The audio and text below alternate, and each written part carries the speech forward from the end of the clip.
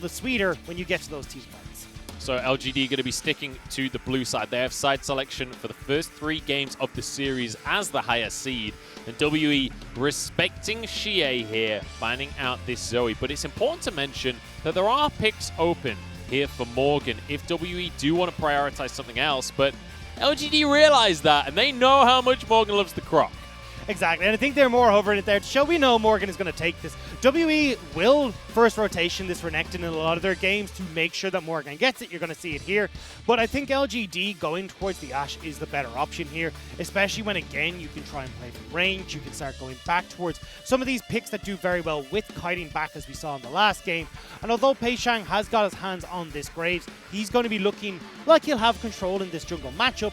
You still got to wait and see what Peanut can pull out, and especially how Xie and Teacher Ma's matchup will influence that jungle. We're going to see Lilia hovered every game of this series, I guess, as Peanut moves away from the Lilia pick, goes to this Kindred. It's something we mentioned before. Peanut is more than happy to play a carry in that jungle. And this would be perfect. Something like an Ornn that can set up for a follow-up engage, just okay into that top lane matchup, but more importantly, can control the zones in these fights. Makes it difficult for Beishang to move in. Same when you look towards some of these AD carries, and you've got that big Call of the Forge God, plus these late game items for your double AD carries. LGD are setting up wonderfully for this late game. Jin being hovered here by WE as the option up against the Ashe in the bottom lane. It has to be said, though, Jin not good against the tanks like we're seeing the Ornn in the top lane. And WE decide Jomung, he was not the problem in game number 1. The Ezreal was fine. They lock it in again. And now I want to see what the plan is here from WE and LGD when we look towards bans. Support would be the way I go for WE. The Thresh isn't one we traditionally think of with Killua, but definitely has been playing it a lot in solo queue. I know once you were talking about that before the game started, but definitely want to see them go back towards something like the Braum or along the lines of this Tahm Kench as well. I think Braum would work super well with the composition LGD have in keeping Morgan out of these fights, making it difficult for Beishang to have these big impactful moments, and say along the lines of Jomo. So we're going to see the Karma band away here from Teacher Ma, all missing. Both of them have been willing to pick it up. I wouldn't be surprised to see more support bans coming out from WE. I would love to see them ban the Tahm Kench. Killua looked amazing on Tahm Kench in game number 1, and it meant that it was so difficult for WE to pull off plays, but they're going for Syndra. They're going for Syndra, yeah. That's exactly what that ban says. And going to be the Orianna taken away from Teacher Ma. So this is one of the picks Teacher Ma has started to move towards, is the likes of the Sylas and also this Orianna. Syndra has been the fallback for Teacher Ma, though, before he added these 2 extra champions to his pool. So I imagine that's going to be the game plan here. Although, might be looking to take away the Braum. We were just talking about how good that would be for Killua. This is a little bit curious now, because Xie could just take away the Syndra. So this feels like maybe they're trying to bait Xie into the Syndra pick. Super strong Syndra. Now, it did get nerfed. It doesn't feel like a big bait to me. Yeah, it feels like you're just giving Syndra away. Yeah. Now, Syndra doesn't do so hot against the likes of the Braum, and you've got enough there that it could be a bit of an issue, but definitely Xie Syndra has been incredible. He's got a 63% win rate on the champion, and even though it did get nerfed, we saw how strong it still can be yesterday from Mole in that last V5 game. Oh, you can see the Chinese fan vote at the bottom of your screen. It was slightly more favorable for WE towards the start. It was about, 35% in game number 1. That has dropped significantly, and it looks like LGD not going to opt into this Syndra despite the Echo ban here. And it looks like they may go for this Sylas, which is interesting because Sylas has been a pick that Xie's played a good amount, but it was one of the picks that Teacher Ma started to play towards the end of the split. Certainly, and it does particularly well into the Syndra matchup as well. You're relatively tanky, you can look to trade aggressively, you can still do okay in this lane, kind of neutralize it to a certain extent, but the big thing here is that this is like a Xie special.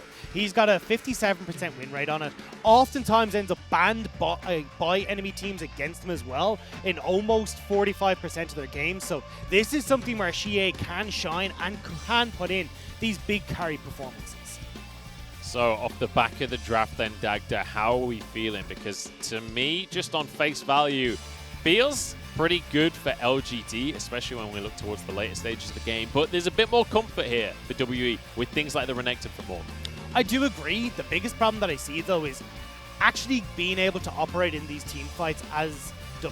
Because you're relying heavily on Morgan to be your engage to alongside, say, Scat of the Week from Teacher Ma. And when you're looking at LGD, who've got Ash to play far back, you've got Peanut with this Stay Alive ultimate as well, makes it very difficult for you to try and enact these big burst combos coming through from Teacher Ma, the follow-up burst coming through from Morgan. It just means WE have a bit of a difficult time in one, getting into these fights, and two, when they get there, having the damage to kill off multiple members from LGD very quickly. Well, Dagda's certainly liking the look of LGD coming into game number 2. Let us know on Twitter as well who you're fancying. Hashtag WE win or hashtag LGD win. Get involved in the conversation and tweet at LPL English as well to let us know what's going on. But I've still got faith, Dagda. I still believe in WE as we head towards game number 2. I believe that they can make this happen now. Morgan has got himself a bit more comfort in the top lane, but I'm still keeping my eyes on that mid lane. Xie against his old squad, against Teacher Ma. And he looks fantastic in game number 1. Let's see if he can repeat game 1's performance.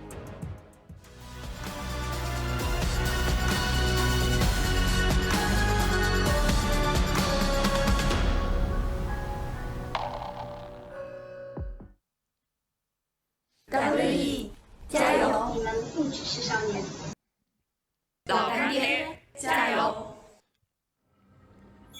We're on Summoner's Rift once more. Game number 2 here between WE and LGD. LGD the 6th seed against WE the 7th. And game number 1, in case you missed it, ladies and gentlemen, was very one-sided in favor of LGD. Now WE, with their backs against the ropes, have to try and fight back in this series to prove that they have moved on from Xie.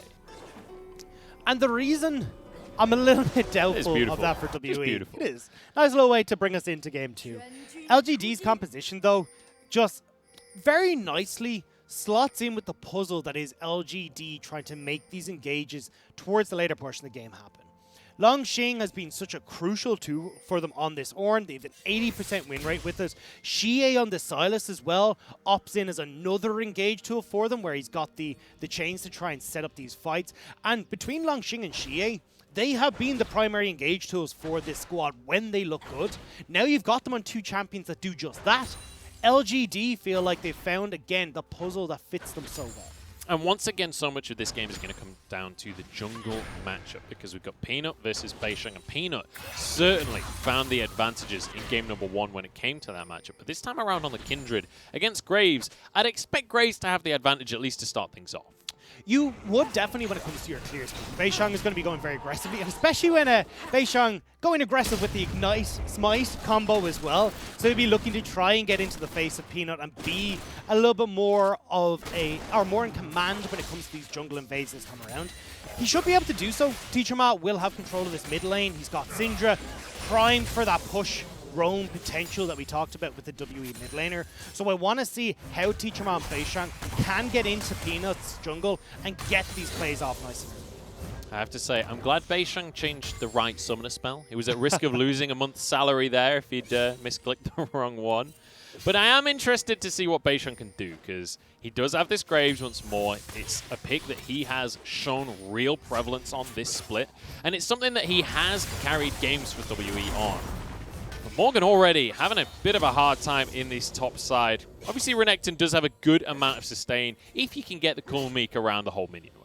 But he also wants to try and catch out Longxing with the edge of that as well, because you do get a little bit of extra healing, but Longxing doing a good job of trading aggressively, then backing the hell out of there when Morgan doesn't have the opportunity to trade back.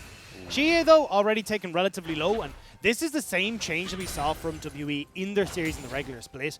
Beisheng starting to play far more aggressively towards this mid lane, because he realizes, hey, look, especially on something like a Syndra, we get Teacher Ma rolling. We're in a great spot here as WE.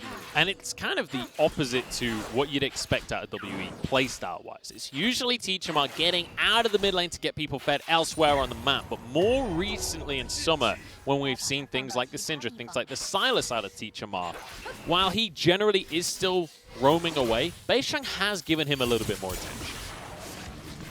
Killua going for a quick grab onto Kramer there. Not really needed, but definitely this is a lane in the bottom side of the map. It's going to be pretty stale. You've got a Tam Kench versus a Braum Israel. There's going to be no action happening there. Instead, we got to see what will happen when Kramer, if he can get that shove off in the bottom lane, start to knock through these turret plates instead. Morgan, I wasn't sure if he was going to try proxy a wave there for a second, as he somehow ended up on the wrong side of the tower. go slice and dice back over to the lane. Didn't miss any CS, just some shenanigans, I guess. What I want to see WE do is work in conjunction with Morgan this game, though. When you've got Teacher Ma who can get it aggressively, when you've got Beishang who's going for these aggressive summoner spells as well, a dive in towards this top side of the map with 3 champions would net a very quick kill against Longxing, but they need to get off the bat early before Longxing starts to get too tanky, before he gets access to Call of the Forge God. We can see the TP, or at least the back coming through from Teacher Ma here, where I want to see him TP mid, push out this wave aggressively, especially not quite able to get the corrupting potion, but still will have the advantage when it comes to shove, and then move towards this top side. Yeah, the Darksteel's certainly going to help him with the mana regen there as well. But let's kind of visit the identities that we set up right at the start of today, Dagda, because, hang on, Xie got pretty aggressive onto Teacher Ma. Still not going to quite land on the Scat of the Week there, so Teacher Ma can't quite trade back. But when we look at Longxing on this Ornn, this is more what we expected out of Longxing, not the carries like the Jace. Even though he looked amazing on the Jace in game number 1, this is much more his style. Longxing doing a lot of work in this mid lane. He is winning this lane hard. And you can see the effects of that nerf towards Syndra. So she got a bunch of her damage taken off her Dark Sphere, the Q, and you can see not able to trade back as effectively. Bot side, though. Beishang trying to make a play. Killua forced to flash out from this one as Kramer looking to punish. Peanut now stepping into the jungle, and Teacher Ma is found alone. Does get the stun from the Scat of the Week. Barely gets out with his life. Flash still available, and with Beishang here, he's going to be safe. Beishang stepping past Peanut. I think he knew he was there potentially, but just deciding, you know what, I'm going to allow it. I'm going to go clear the wave mid. This again, though, is slowing down the pace of the game for WWE. Now, they're not exactly on a timer where it's like, if you don't get to these early kills, you're going to fall behind. But certainly when you look at a double AD carry composition with Ornn in the top lane, late game's going to favor LGD. So I want to see WE getting off to these early starts where they can start making these aggressive plays. But when you've already got Teacher Ma shoved back thanks to that play from Peanut, and now you're securing that early dragon for LGD as well, it feels like it's not the start that Beishang really wanted in this game. Beishang's been struggling a little bit, but it has to be said, against Peanut, that's probably to be expected. Peanut has been one of the players that, even back in spring, when LGD finished, I think it was 16th in the regular split, Peanut still looked exceptional. Peanut still looked like a top 5 jungler in the whole league, which is incredibly impressive on a team that is in 16th place. Now, he's got a team around him as well. So this summer, Peanut has looked exceptional. And Beishang has been in the conversation with the top junglers in the league. It feels like Peanut's really giving him a run for his money. And it says a lot when LGD scrapped the entire squad and just said, hey, look, we're building around Peanut. And that's why we've got LGD, who we talked about traditionally being very aggressive in these early stages. Peanut getting out onto the map, making these plays towards Longxing in the top lane. This time around, though, Peanut realizes, hey, look, I've got a bit of an issue here where Beishang, especially with this Ignite, he's going to beat me in a 1v1. We've got Morgan and Teacher Ma who controlling the pace of the game through their 2 lanes. So instead, he's taking a little bit of a step back and instead looking to help his team escort these minion waves in and make sure that they're not overextended in a bunch of situations. You can see it here on the bottom side of the map where, okay, we're a bit worried with where Killua and Kramer are positioned right now. I'm going to pop down here, make sure they can push in that wave nicely and not get bothered by Beishang anytime soon. Missing gets away on a blast gun here as LGD look to answer for the blue buff that was stolen on the top half of the map here. Peanut going to set that up for Xie to grab for himself. Then he'll grab a Grump on top of it because he knows that Beishang took his entire top side of the jungle. True Shot Barrage did connect onto Peanut. With the smite coming on through here, Peanut gets himself another stack. That's 2 now already. A split map like this favors LGD super well because, as he said, stacks for Kindred, fantastic, but you're also getting chip damage on bottom. But Peanut, there's going to be some stacks on Peanut's tombstone right here as the Q comes out from Braun. Peanut jumping away, but Killua is here on the TK. He's going to get him out to safety. And look, Beishang will be able to trade towards this Rift Tower at the top side, but we're already seeing Kramer is like, right, I'm going to start putting damage into the bottom lane tower, so they're trading already for these turret plates. And look, if Beishang puts a bunch of this gold in towards Morgan, it's like, well, we don't really mind. Morgan's not really going to be able to have a big impact in these fights unless he finds these massive flanks. They'd love instead for WE to put that gold into Jumong, but when you've got no real camps on the bottom side for Beishang, it feels a little bit sad to try and move down towards that bottom side. So I do quickly want to talk about the lane matchups that we've got on our hands here because it feels different to game number 1. In that game number 1, LGD found advantages in the CS numbers in every single lane. And while they've managed to repeat that in the bottom lane, mid lane and top lane are going in favor of WE. In terms of the CS numbers at least, but Shie wants to change that as he moves in. Peanut getting into the mid lane as well. Kahlua is here. LGD really want to punish Teacherma. They're not quite going to find the opportunity. Beisheng moves into the jungle here.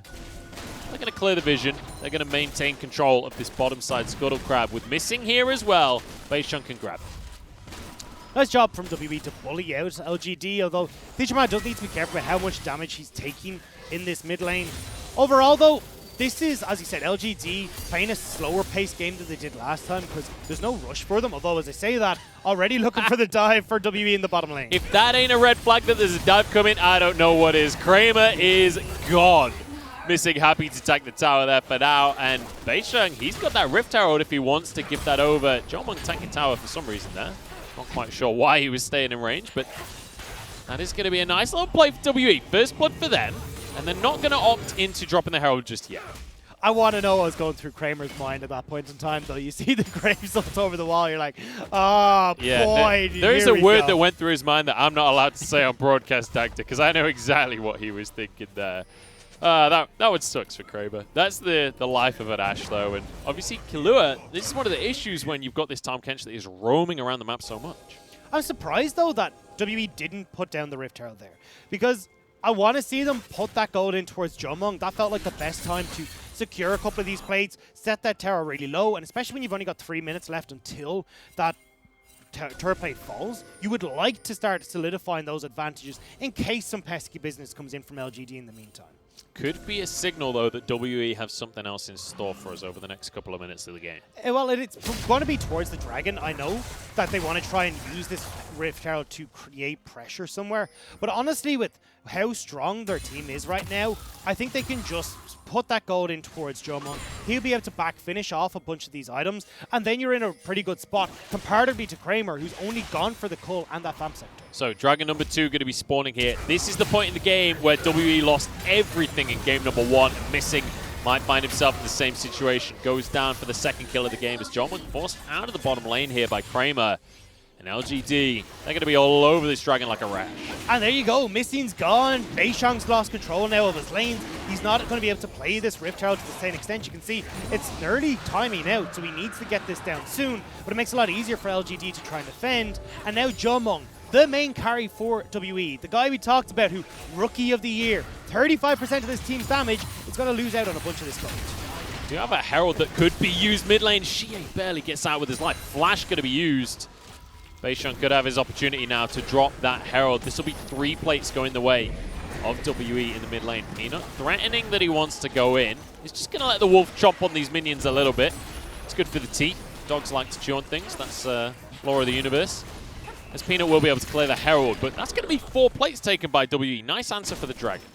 Yeah, for anyone who hasn't read, Kindred's Lord actually specifically says that Wolf prefers raptor bones. You know, it's written in there in the scroll. Does it actually? No. Oh, okay. But well, maybe. I was excited then. I was like, damn, Dagda knows his lore. WE still good. They managed to get that tower in the mid lane. I still would have preferred that gold to be gone towards Jomung.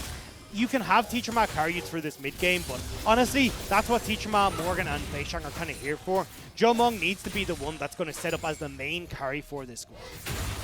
Which is not that surprising. That is what you expect out from WE. This has been the way that they operate for the entire year. But it's important to reiterate that Jomung has really stepped up to that role. When we talked about it in spring, we were like, hey, they're always going to play around bot side, because if they don't, Jomung might run it down. Now in summer, it's like, okay, they're going to play around bot side because Jomung is the premier carry on this squad, and he has looked like one of the best AD carries in the entire league, winning Rookie of the Split. Yeah, he's top 3 for me right now. And, I mean, like, it's Loken, Jackie Love, and then Jomung. That's where these guys lie for me, and that's incredible for Jomung, especially as the rookie AD carry, as you said. When you put him in towards veteran names like that, it is insane for WE, and especially to see his growth, how he's improved from spring to summer. It is impeccable performances from Jomung.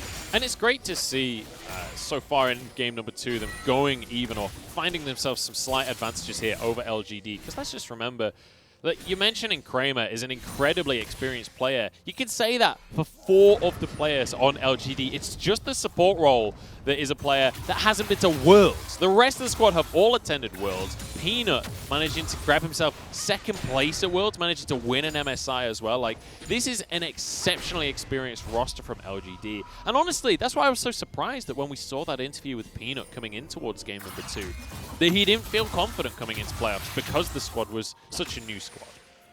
Sometimes that pressure is what forges diamonds, and right now LGD with that pressure seem to have kicked it up a gear, and this is where that veterancy comes in, where they can really take on new heights. Now in this game, it's been a lot slower. We haven't seen LGD get ahead too far or kind of do too much, but certainly that game 1 looked very much LGD in control. This time around though, WE in a much better position. We saw that early Rift Tower go their way, but now coming to try and contest this second one, although Shie does need to be careful here.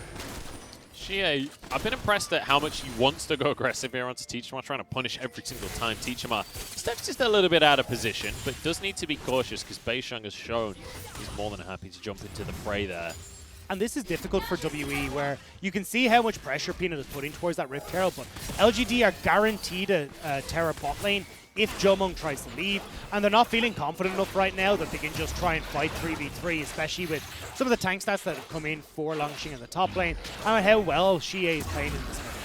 And it's worth mentioning as well that Peanut grabbing this Herald on the top side, still going to be on 2 stacks of that Kindred, and in the meantime, Beisheng is able to get the bottom side scuttle. Killer is in trouble here, gets knocked up. That's going to be heal forced out. True Shot Barrage isn't quite enough as the redemption comes through, just so they can tank the tower long enough. Peanut did get the Herald, and now he moves up towards the top side. Morgan, it is your time to shine as you're going to be in a 2v1 as Kramer forced a flash. There's 2 summoners blown in the bottom side. In the meantime, Teachama gets a kill onto Shie.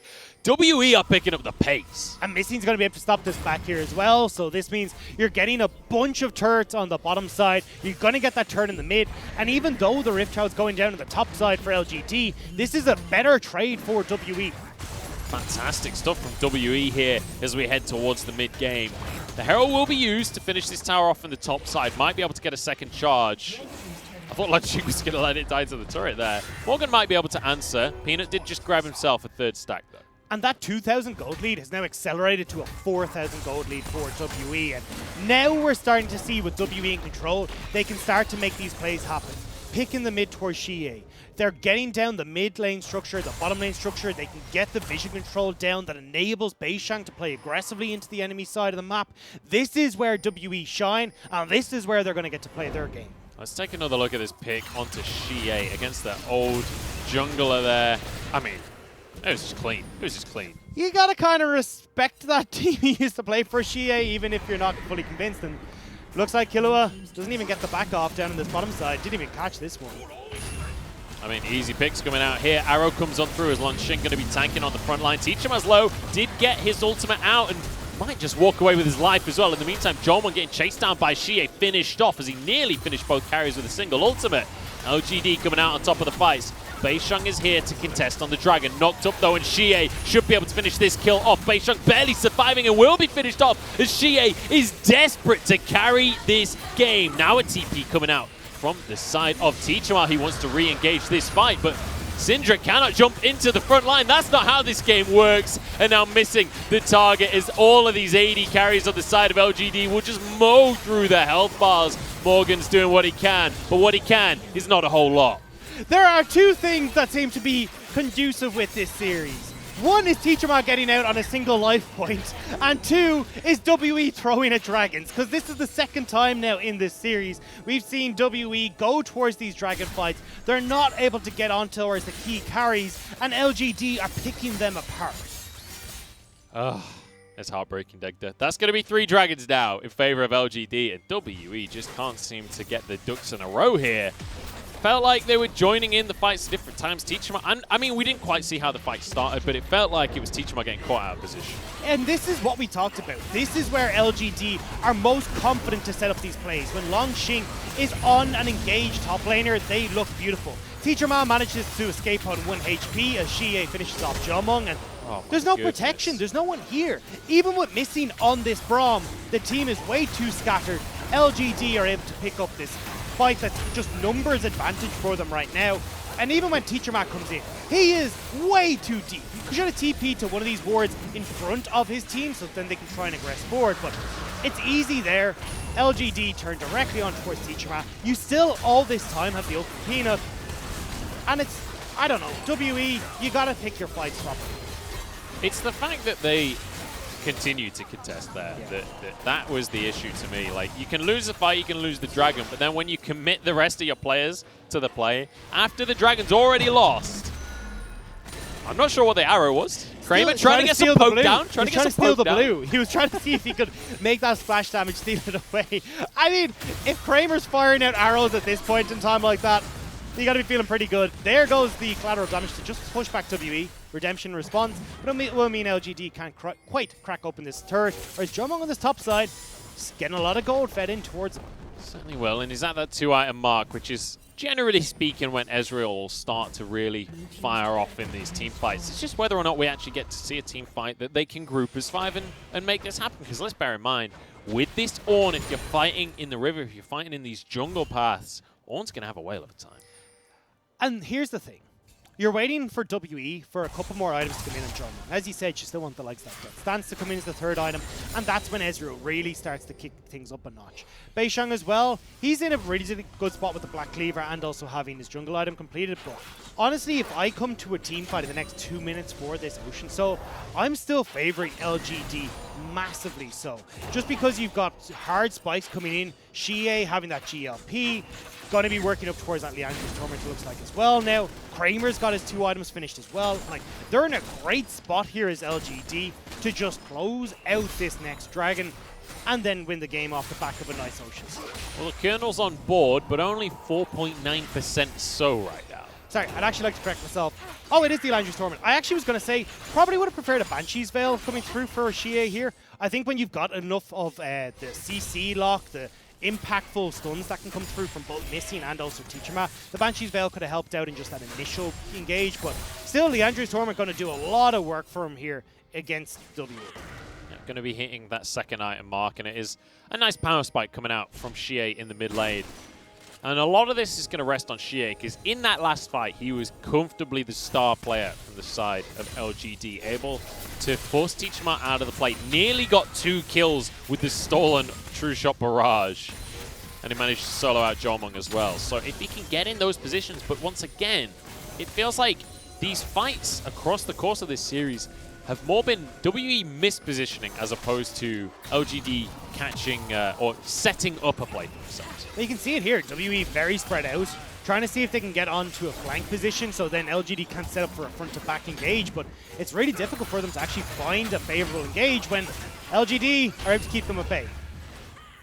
Yeah, Xie's stolen Glacial Fissure, which is not usually what you see out from a Sylas, but you know, if it works, it works. I'm not 100% sure of the AP scaling of that one, but I guess we'll find out in the next fight. As Drake is going to be spawning in 20 seconds, Dagda. WE don't want to let this one go. Good damage onto Kalua. It's going to be Jomong jumping over the wall, but immediately takes an arrow. Missing is here, blocks the call of the Forge God. That's going to deter a lot of what LGD can do. That might open the Dragon for WE. Xie trying to punish. Jomong keeps himself at a safe distance here. Peanut's hopped over the wall though. He's actually soloing out this, or going to be ready to solo out this Dragon when it does spawn and then be able to pack back over. But WE will start to turn towards the objective. Yeah, Peanut ain't solo here, that's for sure. Beishang's moved over, as have the rest of the squad. Bear in mind, Call of the Forge God's still going to be on cooldown here. As we do see the Abyssal Voyage to get back into play. Peanut in to try and get the steal. It goes the way of Beishang. Peanut survives with the Lamb's Respite as Lunxing tries to get in to protect his jungler, but Beishang shuts him down. Now the True Shot Barrage across the team as Morgan will be able to stop Lunxing escaping. The stun doesn't come out though, and they're trying to get onto Killua. That's going to be a stun from the Scout of the Week, and Beishang trying to finish these ones off. WE chasing for more on this one. Kramer trying to kite flash from Missing is answered by Kramer. And LGD, they get away with 3 members, but it's WE that grab a Dragon. They've led them straight towards this Baron though. This would be a confident play from WE. Not sure if I want to go for this though. You still have 3 members from LGD up right now, and Teacher Ma is nearly dead. This is the LPL that I know and love. It's Teacher Ma that's going to be heading back to base because he has his TP available. Baron down to 6,000. Peanut is nowhere near the play, so Beisheng has smite advantage here. Morgan, no Dominus. The health bars are low. Missing just trying to block for now as Kramer gets in. They're all stuck against the wall, but the Baron does go down in the end. Teacher Ma re-engaging onto the play. Here we go with the slow across the team. It's going to be... Oh, everyone's falling. Xie! Xie's gone huge! Quadra kill comes in. That's going to be just a quadra because Kramer stole it. How could you do it to him, Kramer? Xie's story was to slap back WE. The chains come out, they whip around, and WE are sent back to the base. LGD managed to turn that one around in what was some dicey play. My goodness, WE try and make the LPL Baron happen, but Xie sends him packing. He's now got 7 kills. He gets the quadra, and he shows everybody why he's the all-star mid lane. And that's the difference between veterancy, experience, and WE. Unfortunately, they don't have people that can make these calls in clutch situations. They go towards that Baron. Teacher Ma has already been knocked down and has to go back towards base because LGD have been able to poke him out. LGD then is a 3-man unit, turn towards WE, take the fight, and by the skin of their teeth make this play happen. We're going to get the pro view from Xie, but look at how everyone on WE is grouped up. Perfect for the likes of these bodies, perfect for the chain lashes coming through from Xie. And when Beisheng steps forward, when he sees their low, it's a whirlwind of death from Xie. So close to just grabbing that pentakill as well. Look at him, he was laughing the whole time. Oh, I can't believe Kramer stole that. Kramer, you scumbag, how could you do this? But you know what, that was beautiful coming out from Xie. It was beautiful from the whole side of LGD, because contesting that with Peanut not available as well, they knew that they wanted the fight, not the Baron, and they were able to find it in the end. The gold for the Baron did go the way of WE, so when it does come to the gold scores across the board, it is still just going to be even. The thing is, though, LGD are able to defend these turrets in the mid. It's not like WE are able to push advantages with those structures. Instead, LGD are looking to play out in these side lanes. Peanut did a great job of shoving in on that bot side. Xie now is shoving in his top lane as well. And with 2 minutes until this Ocean Dragon, they're in a good spot here with wave states on LGD side. Yeah, they're in a fantastic spot as you can see Peanut on the bottom side of the map already. He's going to push that wave out, move back over towards the dragon that's going to spawn in a couple of minutes' time here. Morgan just trying to see if there's any jungle camps available before they completely lose control of the bottom side of the map. And now the question to me is, what did WE do next? Because obviously they can't let this Ocean Drake go. But these fights, especially with Xie now having 7 kills, we just talked about the second item as a spike.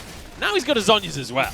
He just straight up bought that Zhonya's too. There was a lot of gold sitting in his inventory, but I think the best play here for WE is to get Morgan towards this top side. He's the one with teleport. Start making your lanes at least look a little bit better than they do right now, so you have the opportunity to turn towards this dragon, because when you look at LGD's side, you've only got 1 dragon for WE. LGD could just say, hey, look, we don't want to go towards this. We're going to take side lane structures instead. Morgan knows he doesn't win this 1v1 here. Xie is massive, and that's going to be Ornn jumping in on the plate as well. Morgan barely surviving, and Missing arrives to save the day at the end of everything here. Charmung jumps in, but I think they realize they can't actually force a play off the back of this one. Just getting Morgan out of there, though, is going to be worth it. A lot invested.